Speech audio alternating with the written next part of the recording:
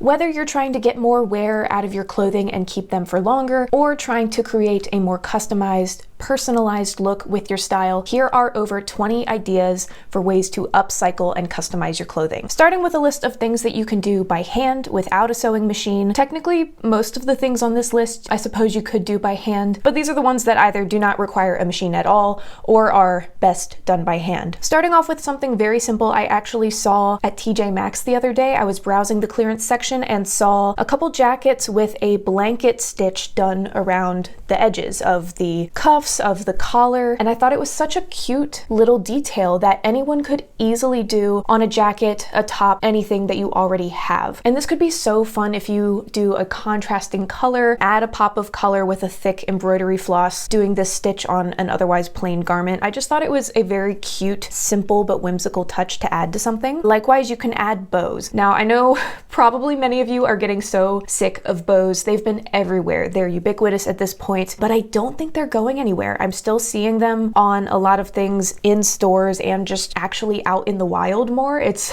one of the few trends that I think has crossed over into real life. So it's very easy to find some cute ribbon at the thrift store or pretty cheap at Walmart. Learn how to tie it into a bow and then stitch it on by hand. This will make washing your garment harder. You might not be able to just toss it in the washing machine. But again, it's such a simple, cute, whimsical touch that you can easily remove later if you decide you don't like it anymore.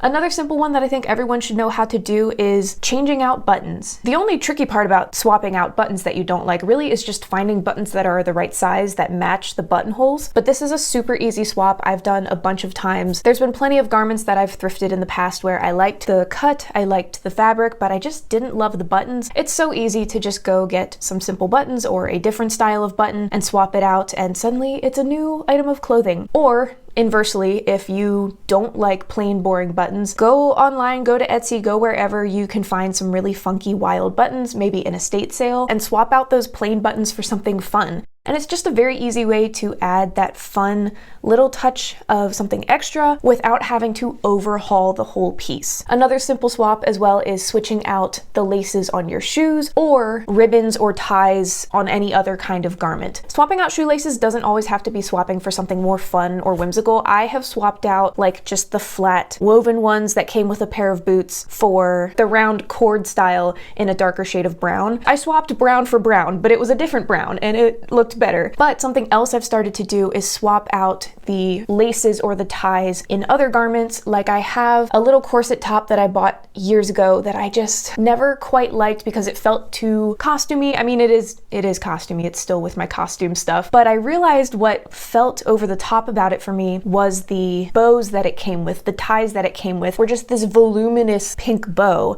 So I swapped it out for a smaller, thinner, darker pink ribbon that I had in my stash. Instantly better. Something that I do quite often, it can be tedious, but it's so effective, is dyeing your clothing. This is going to work best with lighter items that you're trying to take darker. If you have something that's already a dark color, you might be able to dye it black, but that's something where you really have to experiment and be willing to get results that you didn't expect. Likewise, check the fiber content of your garment because you need to buy certain types of dye for certain types of fabric. You can also play around with dyeing with natural materials. This is something I really want to try and I just haven't had the time for it yet.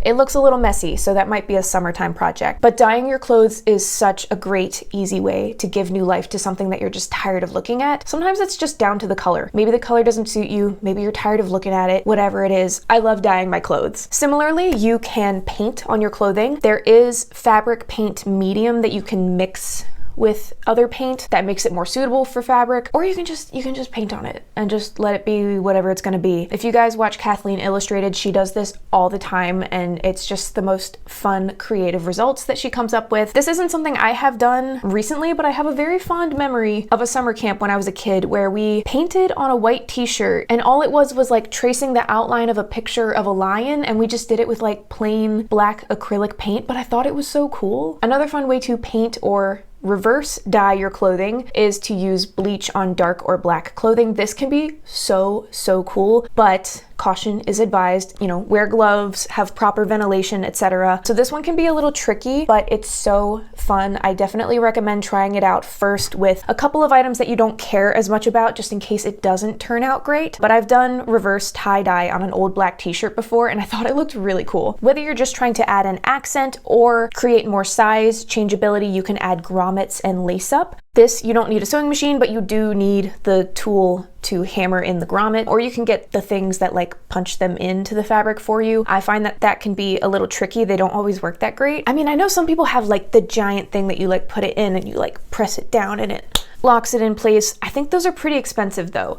Just go to your craft store and get like the little Dritz one that you just hammer. Super fun to add lace up to stuff, especially if you're trying to add a more Renfaire fantastical look to things. I think it goes without saying that you can add embroidery to your clothing. This was super popular in like the early 2010s when DIY, like 5-minute crafts and DIY stuff was everywhere. Everyone was trying to embroider on their clothing. That can be a really fun way to personalize an item, and likewise you can try beading. I have not tried this yet. I would like to, but I'm a little intimidated. And my last by hand item that I have for you guys, which I guess technically could be done with a machine, is adding patches or patchwork or otherwise adding details. I want to try adding elbow patches to some of my clothing. I think they're so cool. Again, that's like another holdover from the early 2010s. That little part of twee culture never really left me. Patches, whether you're trying to fix damage or just adding a sweet little detail to something, and it really just makes your clothing your own. So again, can be done by hand or with a machine depending on what the patch or the decal is. And if you just want iron-on patches, you can get those online or at your local craft store.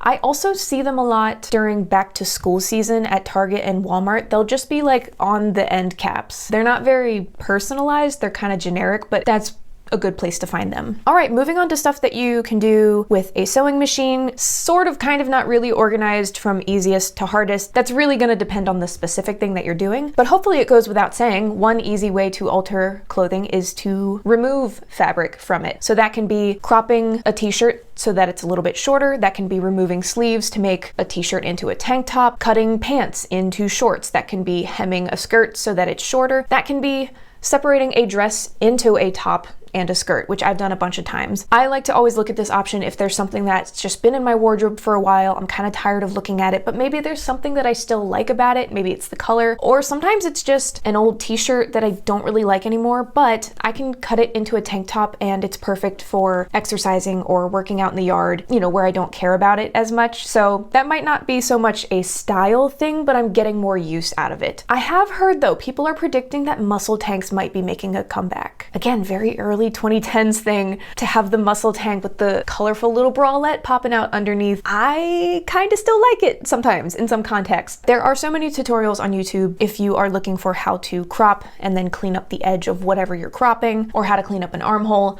We're not going to get into that today. This is just reminding you of the option. You can do that. You have free will. You can make your clothes different clothes. You can also add a leg slit to a skirt or a dress, especially if it just fits slimmer than you want. Adding that leg slit will give it more movement, might make it a little bit more breathable for the summer. Again, you'll probably want to clean up that edge somehow, whether you add a binding or you just fold it under and sew it down, but that can be a fun way to make a plain garment a little bit more cheeky. Another way to spice up a skirt or a dress that feels a little bit plain is to add a ruffle at the bottom. Could be with lace, could be with a similar matching fabric, could be with a contrasting fabric. I don't know, get crazy with it. Do whatever you want to do. One way to clean up the hem of something that you might have cropped or just change it up for more variety is to create a lettuce edge hem. I feel like this was more popular a few years back, but I still think it's cute. I still think it's cute, and it's basic enough that it doesn't feel like super outdated. I think I did a lettuce edge hem on a couple things with, I think, just my zigzag stitch at first on my regular machine, but you can also do it with a serger. It's a little bit tricky. It took me a little while to really get the hang of it, but I think it's a cute added detail to just change up the look of an item. I've also been hearing people say that lace is going to be bigger this year. Not so much full lace items, but lace trims and embellishments. So adding a lace trim or a lace hem to something would be such an easy way to participate in that trend without having to buy a completely new item. I find tons of lace trims at the thrift store. Like I have a whole basket on my shelf over there that's just my thrifted lace trims. So you can add them to the cuff of a shirt or a jacket, whether it's actually like folded over or just hanging down, add it to the bottom of a shirt, add it to the bottom of a dress, add it right on top of something. You could just add the lace right on top and it's a decorative trim. I think it's so cute, and again, easy to remove if you decide later that you don't want it, because it's just slapped right on top of your garment. And in addition to lace, there are so many other trims that you can add. Again, take a gander at your local craft store. There's so many fun trims, and you could easily add them to the hem of pants or a dress or a skirt, add it along a neckline or the armholes, and just embellish something that you already have. If you want to change the way an item fits, you can add ruching with a drawstring. So very easy way to add ruching so that you can change the height of the hem on a skirt or a dress. And another way to add ruching is with an elastic. So you're just taking a little strip of elastic and bunching up the fabric, and then it will stay in that position. And likewise, you can add gathers elsewhere with elastic. So that could be bunching in the back of a shirt or a dress so that it fits better. Could be adding elastic around a sleeve so that it fits more like a puff sleeve rather than an open sleeve. There's so much you can do with elastic. Speaking of elastic, sometime within the last couple years, adding shirring to a garment was pretty popular. This is just going to bunch up the fabric with several stitches using an elastic thread in the bobbin, and this can create a really nice gathered look, adds a little bit more size variability, and it's very doable. It's very doable. Likewise, you can do smocking, which I don't know how to do yet. I feel like it's similar but totally different at the same time. And I've only ever seen people do it by hand, but kind of creates a similar gathered effect. And I'm not going to speak more on that because I don't fully understand it, but it is an option. It is an option. Similar to adding lace up by adding grommets, you can also add a lace up feature by creating little fabric tabs. I've previously done this to the side of a dress that I have by creating darts, putting in little tabs, and adding the lace up that way. It's a little bit more work than with the grommets because you have to have a matching fabric to make the tabs and then sew everything in, but I think it looks really cool. Something that I definitely am considering doing to a few garments I have that are a bit oversized, and I want the ability to change the size a little bit. If you have an item of clothing that is too small, particularly a top, a dress, or potentially even a skirt, you could just cut it straight down the front in the middle or straight down the back in the middle and add grommets or lace-up tabs to make it an overdress, a corset top, or an overskirt. I think that would be such a fun way to get more use out of an item that you still love,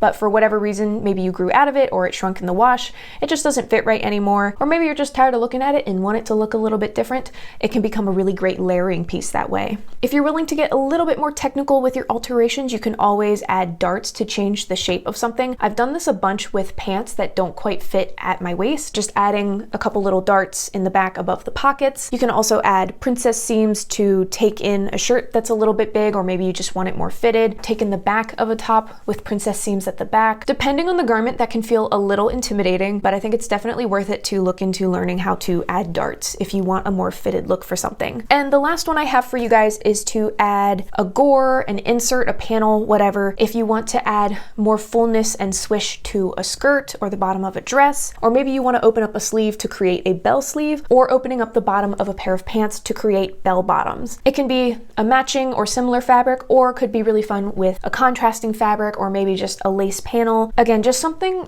really fun to add a touch of whimsy to something to create a little bit more flair and drama.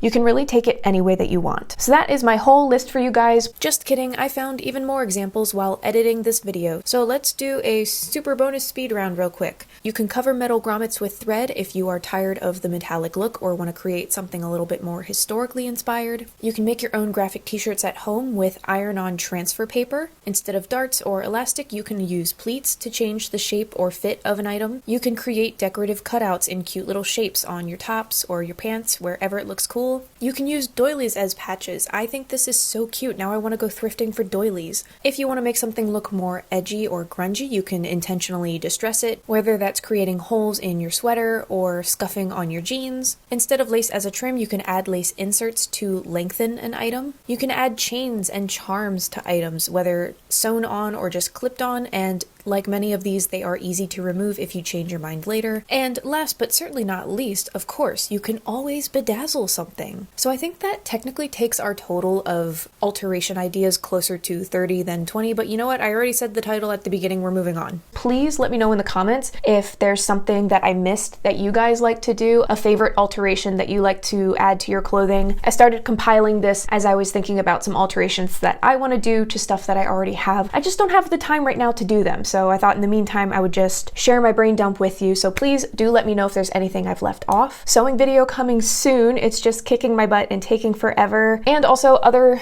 quick update, if you guys are not following me over on Instagram, you might want to go do that because we are doing a year-long collaborative project. I just wanted to try something different this year to make social media a little bit more social. So throughout the course of this year, I am going to be polling you guys over on Instagram to ask which design choices we should make to create a costume together. So far, you guys have voted to create something costumey and something nature inspired, and then just this past week we chose our theme. So if you want to get in on that, please go head over to Instagram and follow along. I will be posting my polls or updates on Sunday evenings Eastern Standard Time, and then I have everything saved in a highlight on my page as well. So I would love for you guys to join in on that. I'm very excited to try something different, but also, you know, keep in mind this is going to be a year-long process. I don't want to rush this. I want this to be something that we can take our time with and really make it a collaborative, slow fashion design process. Again, let me know your favorite alteration projects and ideas. And if you stayed to the end of this video, thank you.